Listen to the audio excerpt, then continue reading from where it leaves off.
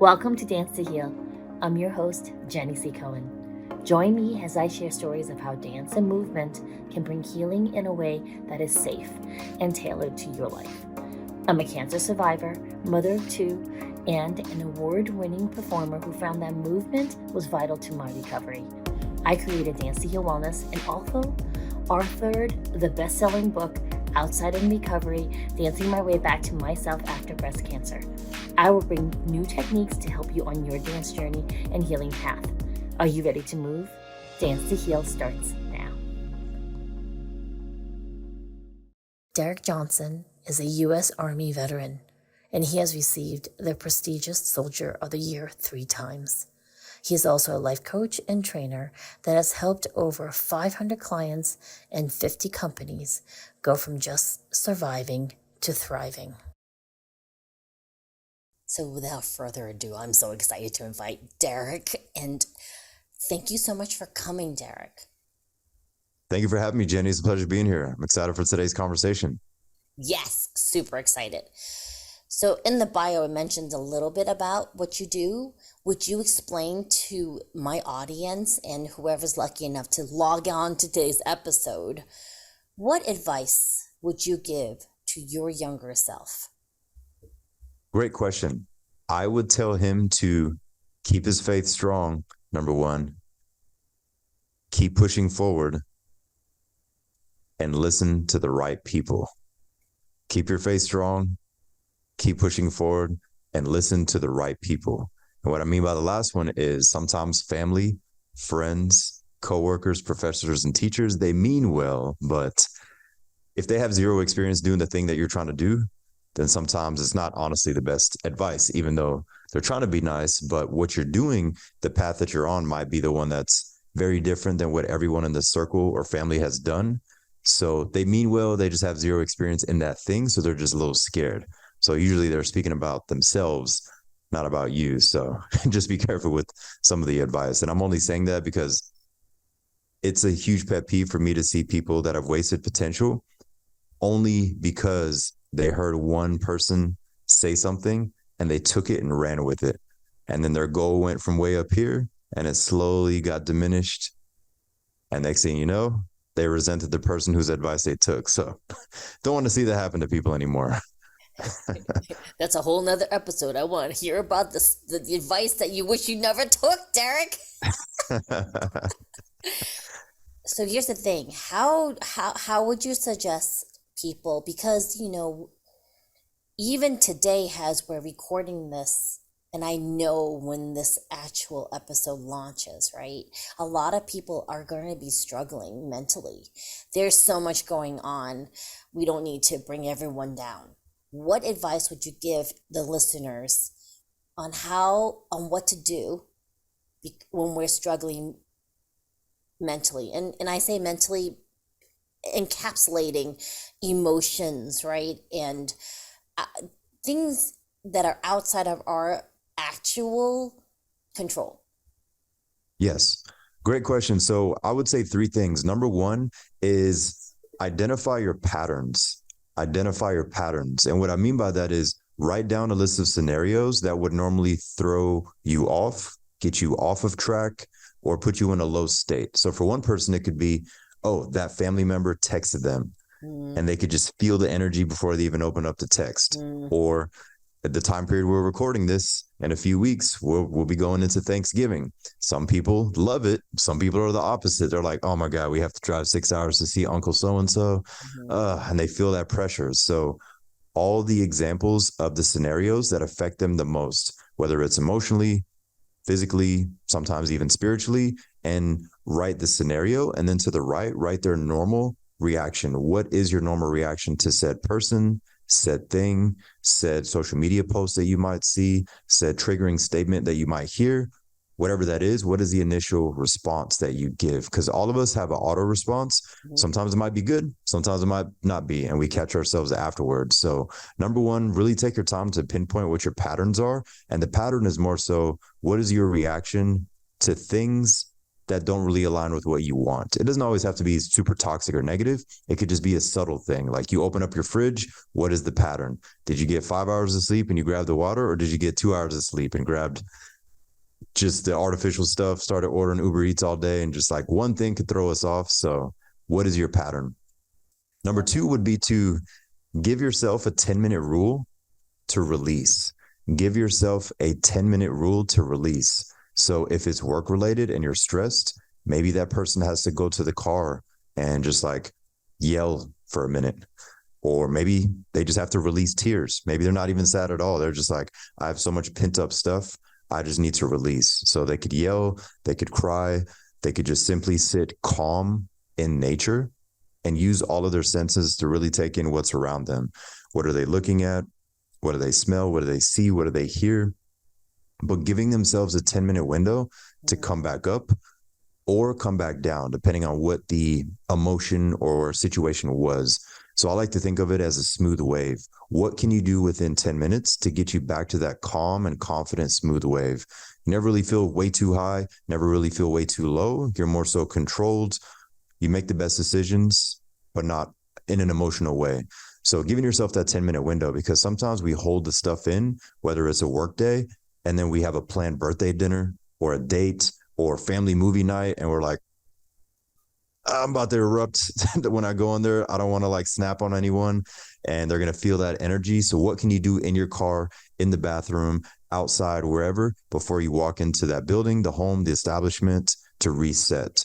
So I truly believe the best leaders, they have the best emotional control, that they know what to do to get away from everyone for a couple minutes, come back, and nobody ever knew anything was wrong before we react. Because we've all released one time and we're like, oh, I'm sorry, that was a little mean. I shouldn't have said that. And then we hurt somebody's feelings, whatever can of worms we opened. So 10-minute rule to come back to a neutral standpoint. You might need to build yourself up. You might need to bring yourself down a little bit. So what can you do? And it usually revolves releasing something, energy, yelling, grabbing the steering wheel, yelling a bunch of cuss words, blasting some music, or just the opposite, just sitting really calm, taking a deep breath outside and really taking in nature around you. So that's number 2. The last one, number 3, would definitely be to track what your loop is on your phone. What is your loop? When you're stressed, bored, have anxiety, and don't want to do that thing, what apps do you circle around? Do you grab TikTok, then go to Gmail, then go to Facebook, and you're like, oh shoot, 20 minutes went by. How did I even get here? Next thing you know, 4 items are in your Amazon cart, and you're like, what the heck am I doing? So everybody has their own little pattern that's like our auto response. So figuring out your social pattern is very beneficial as well, because usually we resort to a pattern that might be different when we're in an excited mood or when we're in a low mood. So definitely the 3 things: identify your patterns, your responses to things. 2, give yourself a 10-minute rule to reset. And then 3, what is your social pattern? I don't think that one's discussed enough. We're all obsessed with our devices and we all grab it. We're like just zoned out. Oh, I really want to do this thing. Let me get an endorphin hit. And then we just open up all these apps and with no intent at all. It's just autopilot. Oh, I love that. Yeah. My additional app is my C-drama. Like all of my Asian drama ones, I flip through a number of shows that I go through, and I call that my brain candy, Derek. I think my brain needs a little bit of a diet. It's like, it's okay to do it, right? If it's a conscious thing, I've booked it in my schedule. I'm going to watch my show for an hour versus when, I'm flipping through my loops and something is upsetting that comes up. And I'll go back to my little shows that I'm watching, just rotate through those. And then 4 hours later, I've done none of my to-do list, including laundry. And I'm like, oh no, and another day has gone by. Will you share with us why you do what you do? Yeah, for sure. So growing up, my dad is African-American. He's a farm boy. He grew up on a farm, hard work ethic, joined the military when he was 15 years old. He did 25 plus years in the U.S. Army and just always had that work ethic. And he went through a lot. He was the oldest of multiple kids, and he grew up poor and then became very successful. My mother also grew up poor. My mother's German, so she grew up in the city in Germany. And they met in a discotheque in Deutschland because my dad was stationed in Germany. So like they were both into the dance scene, like actual battle dances. And so you could just imagine like a 6'3" black guy and then like the 5'4" German lady just pop locking and doing all this stuff like the robot. So I'm so with all their excited. success,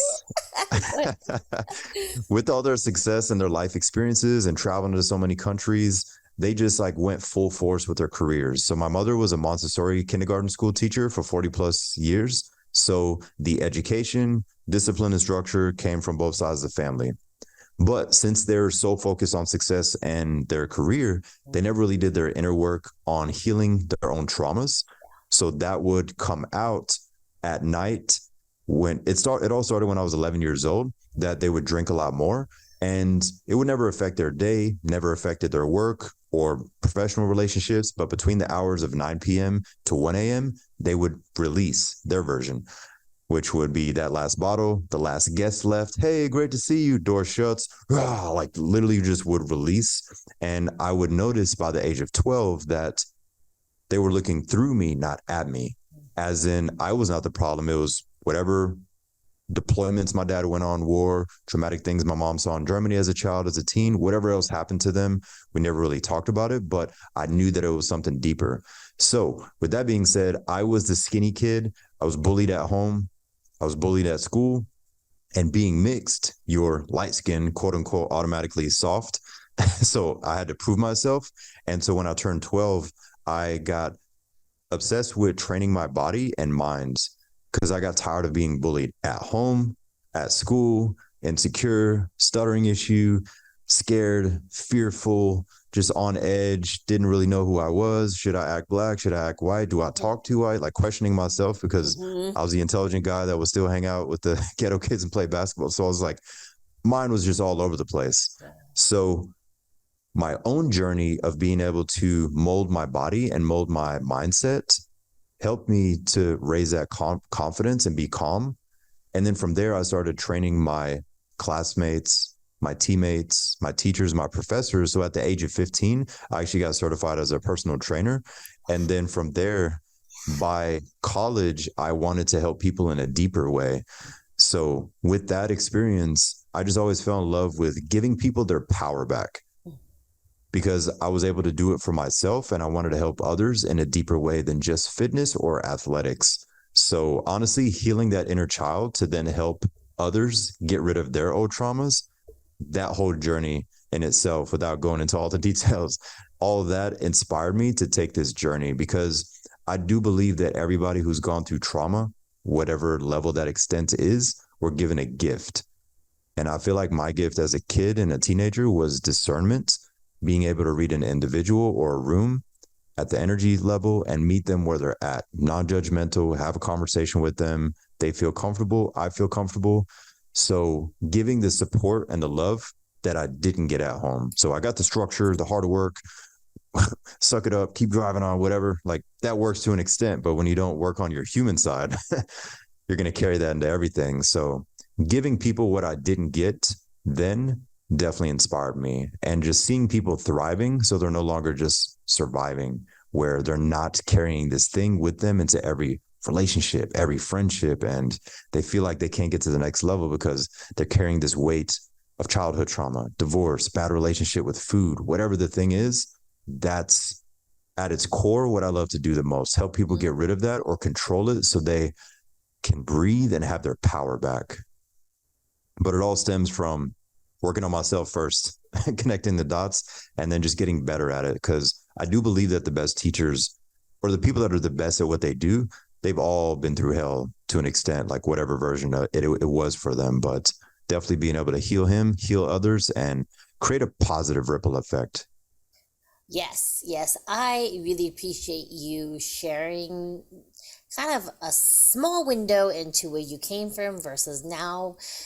Our YouTube our YouTube viewers get to see that, you're like filled out, big broad shoulders. He's got this nice deep voice. He has absolutely no stutter what to speak of, right? And you're so confident. And I like that you're so open about where you came from versus where you are now. Because a lot of times we're working with people who may be more at the beginning of their journey, right? I mean, Oh yeah. yeah, because I have clients who say, well, I can't dance. And my answer is always, well, can you walk? Yeah, well, then you can dance. Like, Oh we're yeah. not talking Exactly. about, right, professional dancing. We're just asking you to extend the effort that you would for a stranger, most people, that they wouldn't do for themselves. That's what I Yes, love, right? Yes, exactly. yes. And would you just tell us a little bit about, because, in our pre-recording time, we spoke about your experience when you were in the service yourself, Derick.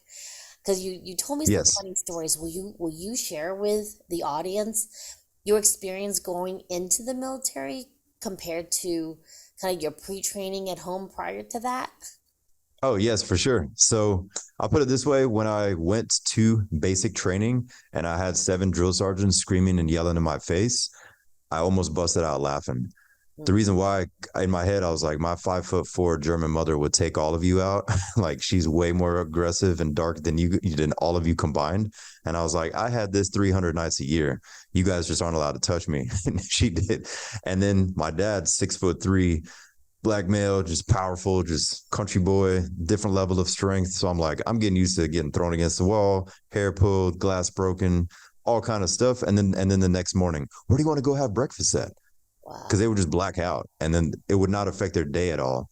So with that, when I was that shy, fearful, insecure kid, I knew when I made the decision to stand up to family, to stand up to the bullies, I knew that I had to also face other fears, which would be fear of heights, public speaking, all these other things. And I was like, you know what?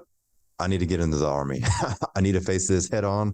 I'm good in sports, I'm good in martial arts, but I do feel like I'm not going to fully feel confident until I face these other things. And once I got in basic training, I was like, wow, the training portion just for me psychologically was the easy part. It was just like the other things that were harder, like working with different people, getting better at all that. But definitely from the home setting is having a lot of dark nights from the age of 11 to 17 that prepared me for anything that would normally make someone break down in the military, male or female soldiers, where they were just not used to that. Go here, go there, yell. Like all this stuff is going on. They're just like, I don't even know what you want me to do right now. But in that moment, I've thrived in those situations because I was like, oh, this is just like a Tuesday, 9 p.m. at home. Cool. What would you like me to do? And they're like, this guy's calm. Okay. He's going to lead. He's going to lead the platoon because he's not even affected by this. So definitely it was a training ground at home for the military, but also for life in general. So like an example is being in public and noticing that somebody's belligerently drunk in a nice restaurant Mm-hmm. or gets on an airplane drunk and you can tell he has been drinking too much in the airport and everyone in the restaurant or the airplane looks around to see who sees that this person might cause some stuff. And we look around to see who's the calm, confident one. And it has nothing to do with the person's size. So an example, it could be like this super short person up front. It could be this person over here, but we acknowledge each other, give each other that head nod, and we're like, and then after the fact, you could just read that person's energy where you're like, yeah, he or she's been through some stuff. Like they're not scared of this. Like that's what I always loved on a psychological level was everything at home prepping you for any trauma that were to come, but being able to handle it calmly. So definitely parents helped me in that regard for the military. And then also in regards to a work ethic is as a teenager, I got hyperly obsessed with learning comeback stories of successful people, pro athletes, even choreographers, dancers, artists, musicians, business execs. And I loved learning their backstory. And it always made sense why he or she was so good at what they did because I could relate in a way. Or if they went through things 10 times worse, and I was like, I can't even complain. I had both parents. We had multiple rooms to sleep in, always had food. I have zero room to complain. Like, yes, XYZ happened, but this person was in and out of foster care. So flipping the script and just seeing that also inspired me to learn other people's story. So that at home trauma, working on myself, obsessed with comeback stories, knowing that I was going to be part of my own and being able to teach people how to be part of their own comeback story as well. So definitely all those things put together where, going back to what I mentioned earlier of gifts, I feel like another gift that I was given, it correlates to discernment, is perspective hopping. So that also helped me in the military during, like, if you didn't sleep for 5 days and you still got to go to the shooting range and you still got to go to night land navigation, you still got to swim and tread water for X amount of time. And you're like dehydrated, sleep deprived. You had nightmares because your brain's all over the place. Somebody's passing out. You have to almost like mentally become somebody else to continue in those aspects, especially if you're in a very hot climate or in a freezing cold climate. Like, you're shivering and you're still trying to function and do all the stuff. So in those hardcore moments, I was able to, as I did as a child and teen, perspective hop, as in I would think of version 10.0 of myself. Wow. What advice would he give to current self to do in that stressful situation? And then I would look back at my younger self, and younger version was proud of the current one to say, oh, I know you're struggling right now, but we'll get through this. We've gotten through a lot. Like, look at the historical data of the stuff. So definitely the perspective hopping. But again, everything just stems back to the traumas. Yes, I love that. It's literally a huge twist on the turning pain into a form of fuel, correct? To put yourself through.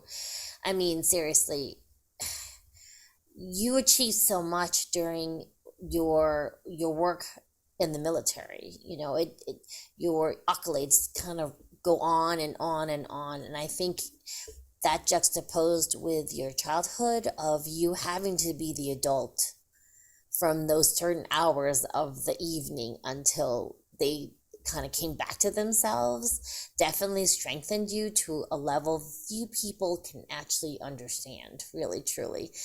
I was parentified myself as a little girl, having to kind of take care of my brother. Different from yours. Mine was less, well, I don't know. I don't remember much of it. I think it was just, I was shuttled off to a grandfather that was fairly abusive with my grandmother, and I saw all of that. So Okay. I don't have a great overt memory of it. I just know that I was raising my 2-year-old brother at 4. So Okay. I understand what you're Gotcha. saying, Derick, regarding that. I think for our audience, because everyone comes with these behind the scenes stories that oftentimes they're not as willing to look at it yet until they work with you or Yes, me, because then we're going to ask them to look at it. It's important. That formulates who they are now, for sure.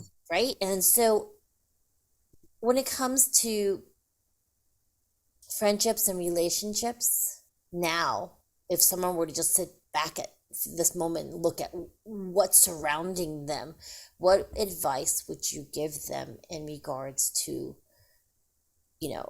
looking carefully at the friendships and relationships they have now versus where they might want to go in that direction towards one that is more ideal for them?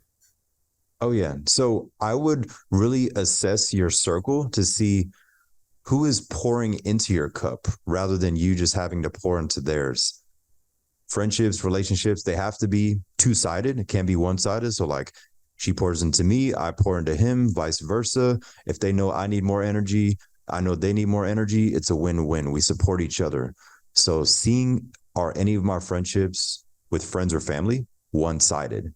Do they only contact me when they need something? Mm-hmm. Maybe a decision maker and people always contact you. They're like, oh yeah, Jenny knows everybody. Hey, how have you been? And they say it in that tone. You're like, what do you need? Just get to the point. What do you need? Like, let's cut the small talk. We've all had a friend like that. Like, they might be nice people, but they don't realize that they think they're slick and we can see what they're doing. So maybe it's something subtle like that. Or what's even worse is the friend that always had a slick side comment. They never really say anything overly disrespectful, but they always will say something on the side. You have great news. You call him or her. Oh my God, I just got that scholarship. Just got the promotion. Hey, I just got an LLC. I'm down 5 pounds. Just had my first date in 3 years. Oh yeah. Well, look at you. We can't all be that lucky. And no. The little yap, 2 cents comment, that person as well. Because if you can zoom out, that person has done that for 5-10 plus years. And we just kind of push it to the side because we're like, oh, well, we've been friends for 15 years, but if we really look at it, it's like, okay, look at the historical data. How many times did they make you smile and laugh and excited about life?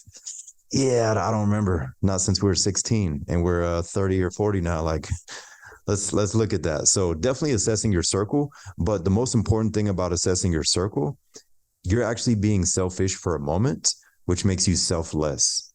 As in, if you assess your circle and you make the right adjustments, I'm not telling people to cut off everyone, but if you slowly have to fade away or you have to have that uncomfortable conversation with somebody, you're going to feel your power and confidence go up. You're going to feel calmer. You got that thing off your chest and it's out of your mind because you're not like pushing it off to another meetup or another text. And then in that moment, you feel better about yourself. So then anybody else you interact with, they're going to feel that. They're like, wow, you're different. And all you did was face what you needed to face and wanted to face. And then from there, you're selfless because you're not holding this quote unquote baggage and pressure in your chest or that elephant in the room. Holiday season is coming up and we've all been to a family event, or they walk into your home and you're like, the elephant's here. So let me just cut it. We're not going to talk about this topic or that topic. Sound good? Fist pump. All right, let's eat. And everybody's like, what just happened? I'm like, we're going to kill it before we start. Yeah. Life is too short, isn't it, Derick? Life is just exactly too short, especially in light of where we are historically, the global pandemic that we all survived, things happening also. Life is just too short. It's so much energy to avoid the elephant. It's better just to cut the energy already. Exactly. We had to have you come back because we're already at the end of the duration of this podcast. My producer will kill me if I go overtime. I could talk to you all day. You're gonna have to come back. Cool? Yeah, I'm down. Down for any topic. I appreciate it. In the interim, if you want to work with Derick, who was awarded Soldier of the Year 3 times and has numerous awards and understands what it's like to battle these inner demons versus physical demons versus now, make sure you go to the link below, thefitwithderick.com. Remember, the Derick is only 1 R, yeah? And then, so would you like to just give them one final few words so they can hear your melodic voice one more time, Derick? Yes, definitely. So I challenge people to see what can you do to become the man or woman that you would be proud of, and how can you give him or her to the world? What can you do to become the man or woman that you would be proud of, and how can you give him or her to the world? Because at the end of the day, I feel like that's why we're all here. You can heal yourself. You can work on yourself. When you're a better version of you, you're a better asset to everybody else. Stranger on the internet, family member, your kids, your dogs, whoever. We can all give back to an extent, even if it's not our career. And I definitely want to repeat that, even if it's not your career, because you've made somebody's day and somebody made your day that you'll probably never see again because of an interaction in person or online, and you can do that for others. So what do you have to do to make yourself proud, and how can you give back to others? Oh, thank you, Derick. So remember, that link will be in the description below. In addition to that, make sure you access the free class that I have for you at danceandheal.com. Derick, thank you so much. Audience, we'll see you next time. Thank you. Bye. Thanks for listening to Dance to Heal with Jenny C. Cohen. Come back next time to hear stories of recovery through movement and learn more ways that you can move your body. To work with me and continue your journey, visit OutsideInRecovery.com. Are you ready to move?